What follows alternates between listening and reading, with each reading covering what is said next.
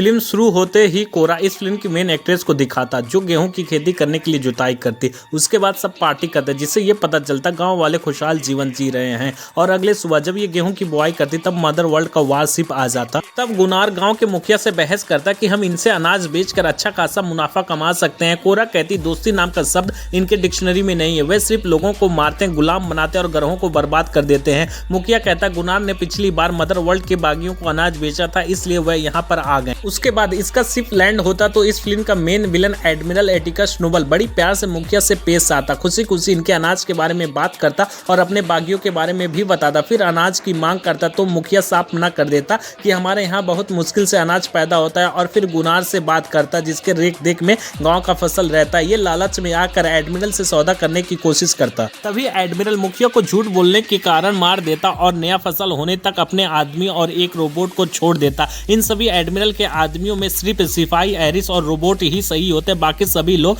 गांव को परेशान करते हैं। खासकर ये मार्कस, रोबोट और सैम एक पल में ही दोस्त बन जाते हैं। कोरा गांव छोड़कर भागती तभी इसका मुंह बोला बाप बोलता अगर मैं भी यही सोचा होता तो आज से 2 साल पहले तुम्हें शिप के मलबे से बाहर नहीं निकालता और आज हमें तुम्हारी जरूरत है तो तुम हमें छोड़कर भाग जाओगी। डिस्कशन के बाद सैम को मार्कस परेशान करता और फिर सभी इसको उठाकर ले जाते। एरिस इसे बचाने की कोशिश करता लेकिन असफल हो जाता। तभी कोरा आती, इसको सब हल्के में लेते लेकिन सभी सिपाही से ये अकेले लड़ती और बहुत ही बेहतरीन यहाँ एक्शन होता। रोबोट भी इन्हीं के साथ रहता। गांव वाले देखकर सब दंग रह जाते हैं। फिर कोरा गुनार को लेकर मदर वर्ल्ड के बागियों को इकट्ठा करके अपनी एक टीम बनाने जाती और रास्ते में गुनार कोरा से बात करता। तब कोरा कहती जब मैं 9 साल की थी तब मदर वर्ल्ड का कमांडर बेलिसियस ने मेरे प्लेनेट पर हमला करके सब खत्म कर दिया और पता नहीं क्यों उसने मुझे जिंदा छोड़ दिया और अपनी बेटी की तरह पाला, ट्रेंड करवाया, जहां मैंने उसकी बेटी बनकर बहुत सारे देश को फतेह किया और बहुत सारे लोगों को मारा। उसके बाद फिर प्रोजेक्ट में पोर्ट सिटी दिखाता कि जिस व्यक्ति से ये सब जाते मिलने उसको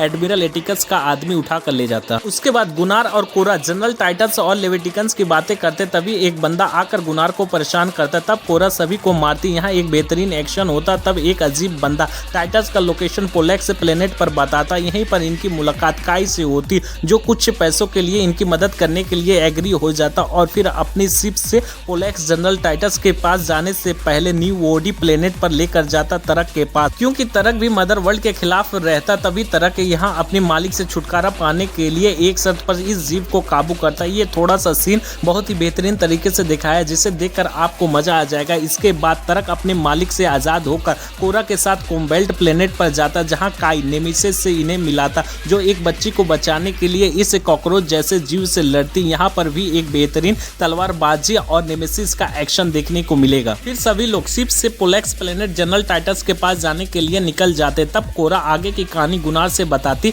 बेलिसियस ने मेरी बहादुरी देखकर राजा की बेटी शहजादी ईशा का रक्षक बना दिया जो बहुत ही नेक दिल थी और बादशाह का मानना था जिस दिन ये गद्दी पर बैठेगी उस दिन एक बेहतर दिन की शुरुआत होगी, यानी अच्छे दिन आ जाएंगे। उसके बाद पोलेक्स पहुंचकर जनरल टाइटस से ये सब मिलते जो एक नशेड़ी बन चुका है, अब लड़ाई से भाग रहा है, लेकिन कोरा इसे किसी तरीके से कन्विंस करती और मदर वर्ल्ड के खिलाफ लड़कर अपने लोगों का बदला लेने के लिए कहती। और दूसरी तरफ दिखाता एडमिरल एटिकस बागियों से और लेविटिकन्स के बारे में पूछता और उन्हें जान से मारता। और फिर लेविटिकन्स के आदमी या फिर कहे मदर वर्ल्ड के बागी ब्लेडेक्स से ये सभी मिलते हैं और कोरा कहती गुनार ने तुम लोगों को अनाज बेचा था इसलिए मदर वर्ल्ड इसके गांव के पीछे पड़ गया है और अब तुम्हें हमारे लिए लड़ना होगा। तब ब्लेडेक्स अपनी एक टुकड़ी लेकर इनके साथ चला जाता। तब काई कोरा से कहता मैं भी तुम्हारे साथ मदर वर्ल्ड के खिलाफ लड़ूंगा, अब मैं भी इज्जत से जीना चाहता हूँ लेकिन मुझे रास्ते में कुछ सामान गोंडीवाल में डिलीवर करना है, उसके बाद मैं आजाद हो जाऊंगा, फिर तुम्हारे साथ चलूंगा। और दूसरी तरफ दिखाता जिन लोगों ने ब्लेडेक्स को बुलाया था कोरा से मिलने के लिए उनको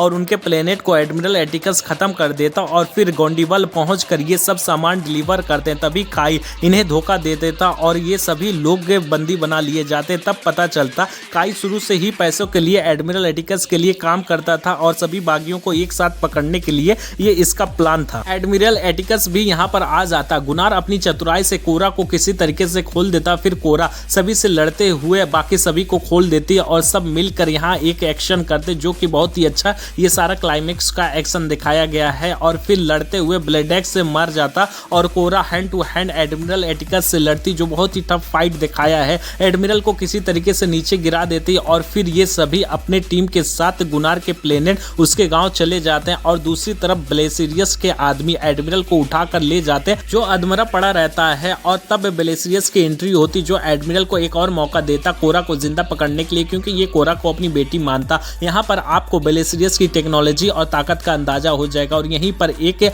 अच्छी साई-फाई फिल्म एंड हो जाता। दोस्तों ये एक शानदार फिल्म है जो कि आपको नेटफ्लिक्स पे देखने को मिल जाएगी। टेल ऑफ फिल्म इस फिल्म को 10 में से 7 स्टार देता है। याद रहे ये फिल्म उन्हीं के लिए है जिन्हें साई-फाई फिल्में पसंद आती हैं। जय हिंद।